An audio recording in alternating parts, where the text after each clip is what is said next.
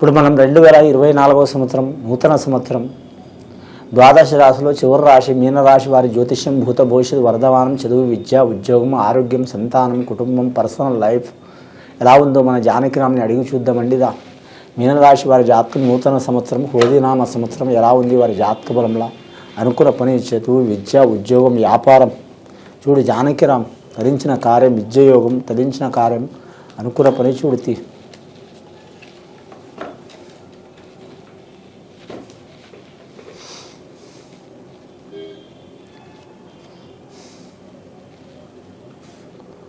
వారి జాతకంలో చెప్పాలంటే కనకదుర్గమ్మ వచ్చిందండి, శ్రీకృష్ణుడు వచ్చిందండి. మీనరాశి వారి జాతకంలో చూడాలంటే మాత్రం ఆదాయం 7 ఉందండి, ఖర్చు 11 ఉంది. వారికి సాయం చేసేది 4, ఇబ్బంది పెట్టేది 3. వారి జాతకంలో మీనరాశి వారికి మాత్రం సనాతన ధర్మం చాలా ఉంటుందండి, పెద్దల ఆలోచన చాలా ఉంటుంది వారి పేరు మీద.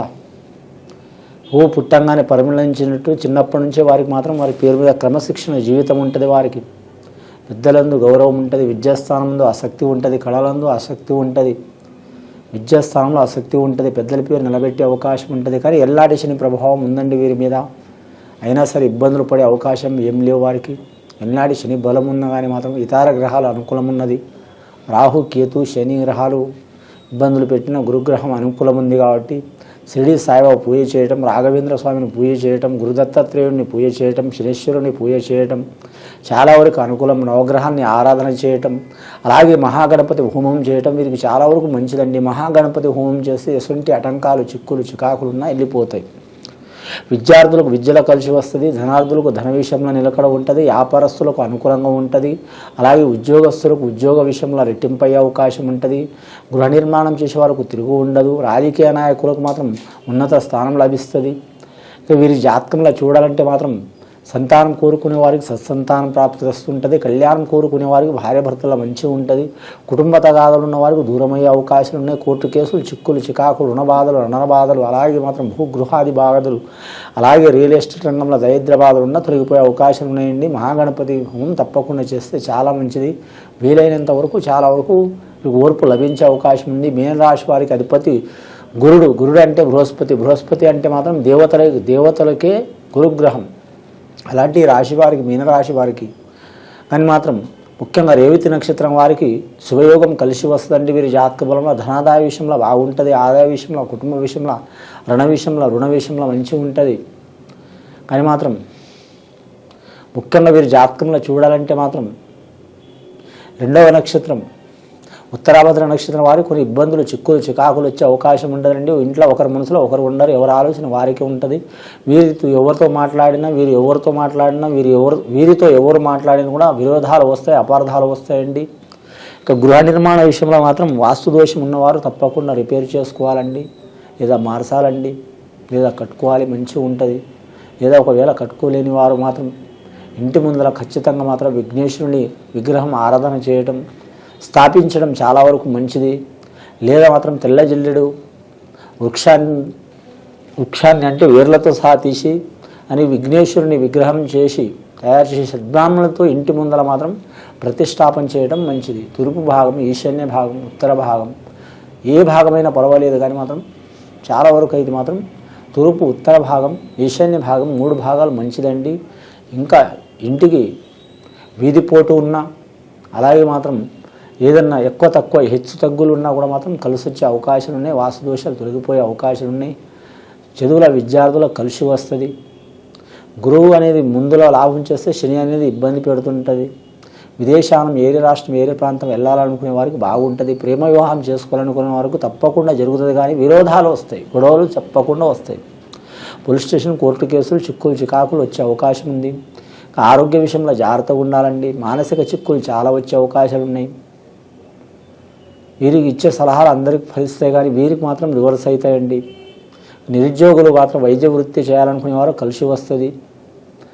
కానీ మాత్రం వైద్య వృత్తి, ఆరోగ్య సంబంధించిన వృత్తి, ఆరోగ్యం శాఖ, వైద్య శాఖలో కలిసి వస్తుంది. న్యాయ రంగంలో ఇబ్బందులు ఉంటాయి, ఐపీఎస్ రంగంలో చికాకులు ఉంటాయి, రక్షణ రంగంలో చికాకులు వస్తాయి, రెవెన్యూ రంగంలో కలిసి వస్తుంది. అలాగే వీరి జాతకానికి చూడాలంటే మాత్రం నీటిపారుదల శాఖ వారికి కలిసి వస్తుంది, రోడ్ల భవనాల శాఖ వారికి లాభయోగం ఉంటుంది, మున్సిపల్ రంగం వారికి కలిసి వచ్చే అవకాశం ఉంది. అలాగే వీరి జాతకంలో చూడాలంటే మాత్రం పెండింగ్లో ఉన్న పనులు జరిగిపోయే అవకాశాలు ఉన్నాయి. అలాగే మాత్రం వీరు జ్యోతిష్యం కాంట్రాక్ట్ రంగంలో ఉద్యోగం చేస్తున్న వారికి ఉద్యోగం మాత్రం వారు కంటిన్యూ అయ్యే అవకాశం ఉంటుంది, రెట్టింపు అయ్యే అవకాశం ఉంటుంది. కానీ ఇంకోటి వీరి జాతకంలో ఉద్యోగ ప్రాప్తి లభించే అవకాశం ఉంటుంది. కానీ ప్రమోషన్ లిస్టులో ఉన్నవారు ఏరియా ప్రాంతం బదిలీకోవాలనుకునే వరకు తప్పకుండా నిలిచేరే అవకాశం ఉంటుంది. పెద్దల ఆస్తి కూడా కలిసి వస్తుంది. వివాహ విషయం ఇష్ట ప్రకార వివాహం కలిసి వచ్చే అవకాశం ఉంది. కానీ మాత్రం సంతాన విషయంలో అరిష్ట యోగ బలం ఉంటుందండి. అంటే సంతానం ఎదగకపోవడం కానీ, కలగకపోవడం కానీ, కలిగి ఉండకపోవడం కానీ, ఉన్నా కూడా ఎదగకపోవడం కానీ, మానసికంగా ఎదగకపోవడం, శారీరకంగా ఎదగకపోవడం, ఆ పిల్లల నుంచి ఇబ్బందులు రావటం, విరోధాలు రావడం, చిక్కులు చికాకులు రావటం, హాస్పిటల్లో నష్టాలు రావటం, ధనం నష్టం కావటం, విద్యలో వాళ్ళు మంచిగా ఉండకపోవటం, చెడు అలవాట్లు లోను కావటం, ఇంటికి పెడదారిలో పట్టించడం, ఇలాంటి సంతాన అరిష్ట దోషాలు ఉంటాయండి. ఆ సంతాన అరిష్ట దోషాలు పోవాలంటే మాత్రం ఆ గోపాలకృష్ణుడికి మాత్రం పూజ చేయాలి. అలాగే మాత్రం వీరి జాతకానికి సిద్ధి వినాయకుడిని పూజ చేయాలండి. వీరి జాతకంలో సిద్ధి వినాయకుడిని పూజ చేస్తే ఏ పనైనా మాత్రం ఆ సిద్ధి వినాయకుడు వీరికి అనుకూలంగా కలిగిస్తాడు. సిద్ధి బుద్ధి కలిగి ఉన్న మాతలు కలిగి ఉన్న వినాయకుడు ఆరాధిస్తే వారి మీద ఉన్న ఆటంకాలు, చిక్కులు చికాకులు, బాలరిష్ట దోషాలు, సకల దారిద్ర్య బాధలు తొలగిపోయే అవకాశాలు ఉంటాయి. వీరి జాతకంలో నవగ్రహాల్లో వీరికి మాత్రం 3 గ్రహాలు అనుకూలం ఉన్నాయండి, 3 గ్రహాలు చెడు కాలం ఉన్నాయండి, 3 గ్రహాలు సరిసమాన యోగ బలం ఉన్నాయండి. వీరి జాతకంలో రాజకీయ రంగంలో మాత్రం అంతగా కలిసి రాదు, జాగ్రత్తగా ఉండాలండి. స్వక్షేత్రంలో చూడాలంటే మాత్రం గురుగ్రహం అనుకూలత ఉంది కాబట్టి మాట చలామణి అవుతుంది, పేరు పలుకుబడి హెచ్చుగా ఉంటుంది, ధనాదాయం మాత్రం మీకు లోటు ఉంటుంది, ఎంత ధనం వచ్చినా నిలబడదు. ఇంట్లో ఒకరి మనసులో ఒకరు ఉండరు, జాగ్రత్తగా ఉండాలి. తండ్రి సహకారం ఉంటే తల్లి సహకారం ఉన్న ఒక్కరిది ఉంటుంది కానీ ఇద్దరిది ఉండదు, అన్నదమ్ముల సహకారం ఉండదు. కానీ ఆరోగ్య విషయంలో జాగ్రత్తగా ఉండాలి. అప్పు ఇచ్చే కాడ తీసుకునే కాడ జాగ్రత్తగా ఉండాలి. మధ్యస్థానంలో ఉండొద్దండి. ఇచ్చేటప్పుడు మాత్రం 1-4 సార్లు ఆలోచించేసి ఇవ్వాలి, తీసుకునేటప్పుడు కూడా 1-4 సార్లు ఆలోచించేసి ఇవ్వాలి. అంటే అప్పు తీరకపోవటం, అప్పు ఇస్తే తొందరగా రాకపోవడం జరిగే సంఘటనలు ఉన్నాయి. కానీ మాత్రం కూడా వీరికి జమాత అంటే మధ్యవర్తి కావద్దు. మధ్యవర్తి అయితే ఇబ్బందులు పడే అవకాశం ఉంటుంది. అలాగే వీరు మాత్రం గృహ నిర్మాణం చేయాలనుకున్నా, స్థలం కొనాలనుకున్నా, అమ్మాలనుకున్నా, రిపేర్ చేయాలనుకున్నా కూడా కలిసి వస్తుంది. కానీ మాత్రం వీరికి మొదటి 6 నెలలు కలిసి వచ్చే అవకాశాలు ఉన్నాయి. తర్వాత 6 నెలలు కొన్ని ఇబ్బందులు, చిక్కులు చికాకులు వస్తాయండి. ప్రథమార్థం బాగుంటుంది, ద్వితీయార్థం మాత్రం ఇబ్బందులు ఉంటాయి. వీరి జాతక బలంలో అంశబలం భారీగా ఉంది వీరి పేరు మీద. వీరికి లక్కీ నెంబర్ 3 వస్తుందండి వీరి జాతకానికి. అలాగే 8 వస్తుంది. అలాగే వీరి జాతక బలానికి చూడాలంటే మాత్రం 6వ సంఖ్య కూడా కలిసి వస్తుంది. శనివారం, ఆదివారం, అలాగే గురువారం కలిసి వచ్చే అవకాశం ఉంటుంది. వీరి జాతకంలో చూడాలంటే మాత్రం వీరికి మాత్రం ఏ పని చేసినా మాత్రం పెద్దల ఆశీర్వాదం తప్పకుండా ఉంటుంది. సనాతన ధర్మాన్ని పాటించాలి. దైవనమ్మకం లేని వారు మాత్రం సమాజపరంగా మాత్రం వృద్ధులకు, వికలాంగులకు, దివ్యాంగులకు సహకారం చేయాలి. చాలా వరకు మంచి యోగ బలాలు జరిగే అవకాశాలు ఉన్నాయి. వారి మీద ఉన్న సకల దరిద్ర బాధలు కూడా తొలగిపోయే అవకాశం ఉన్నదండి. కలిసి వస్తుంది వారి జాతక బలానికి. నమ్ముకున్న పని జయమవుతుంది. ముఖ్యంగా పెద్దల సహకారం కూడా ఉంటుంది. మిత్ర సన్మిత్ర ప్రాప్తి వస్తుంటుంది. గత కొన్ని సంవత్సరాల నుంచి పడుతున్న చిక్కులు చికాకులు వెళ్ళిపోతాయి.